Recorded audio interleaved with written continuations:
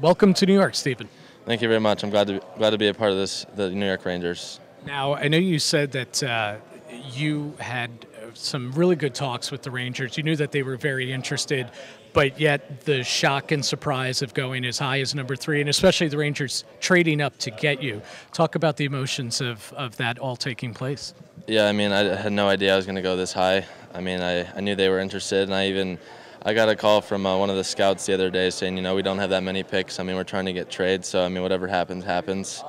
So I mean, I really had no idea. I knew they were definitely one of the teams I was most interested, but I mean, when they did make that trade, and I said, hey, maybe who knows what happens, and then when they said Edina, Minnesota, it was weird, but I'm excited. What does it mean to you to have this take place here in your home state? Here in Minnesota. Oh, it's really special. I mean, I've been playing in state tournaments here over the years, so to be drafted in that same arena, it's unbelievable. And it is in my backyard. So, I mean, it was fun to come down and enjoy the experience last night, but to get drafted today even makes it that much better. Now it's interesting. You said that you and your family almost didn't come down today, but because it was in your backyard, you said, "Yep, come down, see what happens," and you end up going, in your opinion, surprisingly higher than you thought. Yeah, I mean, with the rankings and everything, you kind of try to see where you may go, and with teams, I mean, they don't really tell you where you would go in the draft. So, I mean, it is kind of up to myself and the family where, I mean, if you are going to come down to the draft. But, I mean, last night we weren't really going to come down. Today we were debating. My grandma and stuff were going to come, but I said I don't really want to make too big of a deal out of it. So it's just my mom and dad, but it's been special.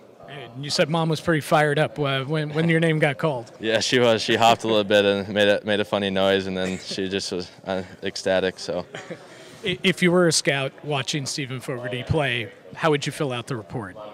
A skilled centerman, someone who can generate offense for the team. Good hockey sense. I mean, skating is something I need to work on, but I try to use my skills to help out myself and the team.